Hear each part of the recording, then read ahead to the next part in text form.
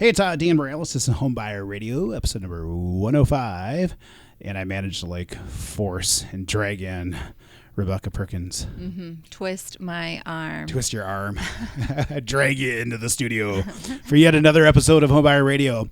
Okay, so we've been talking a lot about market, right? If you go back over 2 weeks ago, we talked about market conditions, just kind of how, market's a little more normal. Yes. Last week, we did a little storytelling talking about a client that, we both had as a mutual client on different ends of the transaction, and how that client experienced some pain and suffering at the hands of a less than maybe experienced realtor.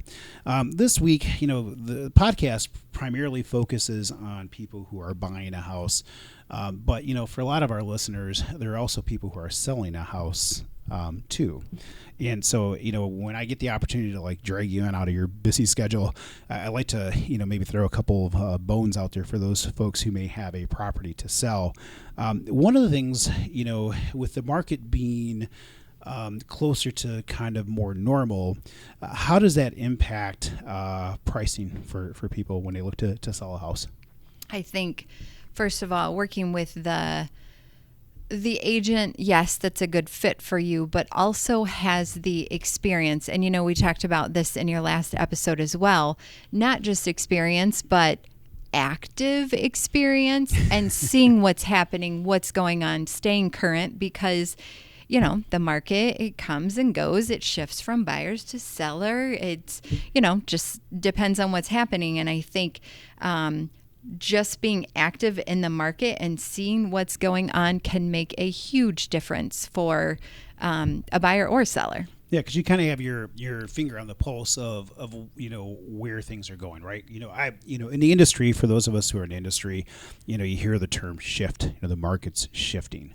It's shifting away from maybe a really red hot seller's market to, closer to a normal market. But that could lead to maybe some challenges for a property seller who maybe has expectations that their property is going to sell with 50 different offers on the same day it gets listed. Maybe talk about how that shift is impacting what a would-be seller should expect to, as part of a process of selling a home. Well, here in West Michigan, as we are seeing a little bit of a shift, I guess I'll talk a little bit about my process. I think, just working with somebody that's going to set realistic expectations and not pie in the sky numbers just to get the listing, because nobody wins in the end on that one. But, something that I do, I like to just walk through the home with them. I'll take some pictures just for my reference and ask them a number of questions about their home, any updates they've done, that I can make note of. And then I come back a second time, because that will give me the time that I need to work on the market analysis, other comparables. I mean, I'll do just the neighborhood. I'll also do a general search. And gosh, it just depends. Is it old? Is it new? Is it an older home, in a downtown area that's been completely remodeled?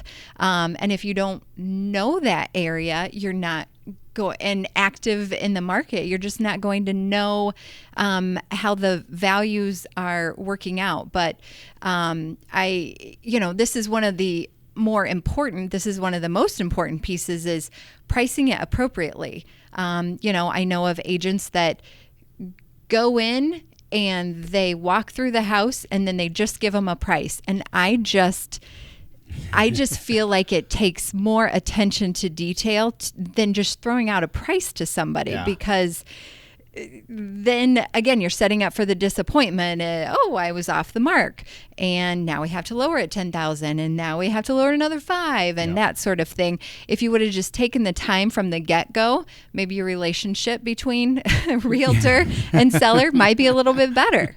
Well, it's interesting, because I think of a client, a mutual client that we had.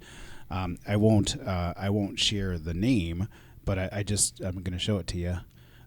But you did a market analysis of this person's house. You gave them a number. I think it was like 265 or something. And the client was, there's no way my house is worth 265. It's worth, I remember this. 300,000. It's worth way more than what you're telling me, right? Yes. So this client, and I love her to death. She's actually one of my favorite clients. She actually tried to sell a house on her own. And she started with what she thought was an appropriate number. And so she had a bunch of people come through her house. And she was a great source of business because everybody that came through her house to buy it, she sent over to me. And I helped a lot of those people. I helped a lot of those people buy other properties. They ended up buying other properties. They didn't buy hers, but she helped make the connection between them and I. And they ended up buying other properties that I financed for them. But long story short, is she thought it was worth closer to 300,000. The potential buyers couldn't see the value in that, and ultimately, in the end, she ended up selling it for what you told her it would sell for.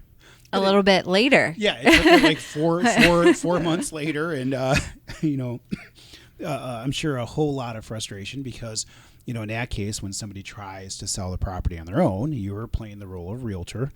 And you're having to open your house to people, and you don't know if they're qualified, they're not qualified. You got this whole different set of challenges that you're trying to take on. And long story short, she ended up selling it for the same price you had told her. So the importance of pricing it accurately, and that's one of the things that I appreciate is you don't sugarcoat numbers just to have somebody feel warm and fuzzy. Yeah, and I have to say, and obviously I didn't get that listing, but I also have been around that you can't win them all. And to me, I feel like it's more important to be honest and upfront with them than to, again, just give them a pie in the sky, just tell them what they want to hear, because in the end, nobody wins. No. And this one, it's one of those that they just kind of have to learn for themselves, and that's okay. And I wished her the best of luck. Again, she was I really enjoyed her. And I think maybe she found out real estate maybe isn't her cup of tea, and leaving it to a professional that's active and working in the market is maybe a better option. Well, and I'm glad you talked about active, right? Because you're very active in the market, but you're active on both sides, right? You work with a lot of buyers. You work with a lot of sellers. You're not somebody who's just listing properties. I think there's some agents that try to specialize in just listing properties, and there are some agents that kind of specialize in just working with buyers. But you're very active in both sides, so I think it gives you a unique perspective that what buyers are looking for. You know how buyers respond to different things, and what are maybe hot points for those buyers. And then, at the same time, you also know you have the expertise to be able to apply to a seller. So you can help to set a realistic expectation. But what's the risk in listing a house too high, right? Like, because I have clients who think like, well, I mean, shoot, let's just try to get the 300,000. Let's see what happens. Yeah. What's I've the heard risk it a few in that? times. Well, the risk, it sounds great to begin with. And, it is great if they get that higher number or over. Obviously, that's best case scenario, but it just doesn't always work that way. And it is kind of a, let's wait and see. Let's just give it a shot. What's the worst that could happen? Is the reality of it's not priced right. So then you have to lower it. And then it's a few days on the market, then becomes a week, and then becomes a few weeks into a month. And we, as realtors, we call it getting stale on the market. And there are buyers when a home's been on the market, depending on your area, how many, every area varies on what's been long on the market and compared to another one. But there are buyers and even realtors of, that hasn't sold in X amount of time. It's not even worth going to see it, because if it was a great home, somebody would have already bought it just because of the days on the market. Even if it looks great online, they're letting other buyers and other realtors help them make a decision to not even go see that house because you've used up market time. So pricing it effectively and listening and being honest about it up front could, in the end, make you more money as a seller. Yeah, because you're not burning up those days on market, and then you don't have this perceived, black cloud over your house, Right. if you will. Right. Whether or not yes. it's deserved or not, you don't have that Right. black cloud over the property. So it's super important that you work with somebody who has experience and knows what they're doing. And, a little bit harder to sometimes be able to gauge that when it comes to agents, right?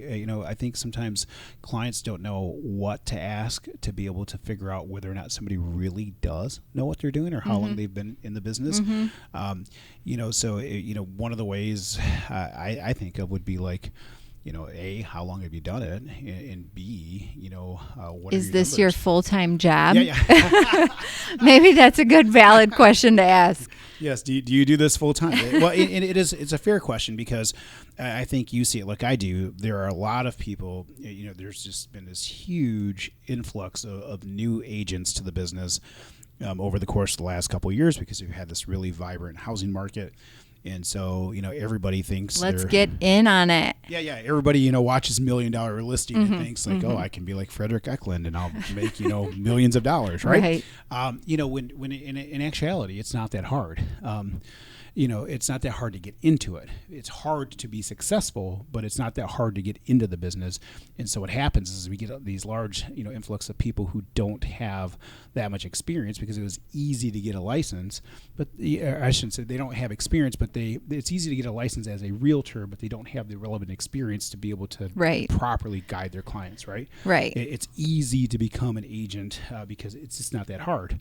But it's super hard to be a successful agent. Yes, agree. As it is being a lender and being successful. And, going back to one of your points, just to show your experience and something you've talked about in your last couple of episodes of the market is becoming more normal. You only know that because of past experience when it was 17%. And then, when I bought my first house, it was 8%. Yeah. But that's the way it was. I didn't freak out about it. That was just normal. And then, 4%. And now it's starting to go up just a little bit. Yeah. And that's okay. It's still, in my opinion, it's still unbelievable and amazing. But you wouldn't know that if you haven't been through those times in the market. Yeah. Like, nobody needs to freak out. Yeah. It's going to be fine. Yeah, I think it's just getting closer to normal, and we had a really abnormal market over the course of the last, probably couple of years. So if you're somebody who's thinking about selling a property and you're in the greater West Michigan area, I can highly recommend Rebecca because I personally have had the opportunity to work with her, and she'll be selling my condo here soon. But that's a conversation for not for the podcast. But anyways, I highly recommend you because you are honest, you shoot straight, and she's in touch with what's going on with the marketplace. And you can't underscore that enough, how important that is because, in a previous episode, we talked about how not being in touch with the marketplace can really come back to bite a seller and even a buyer in the rear, right?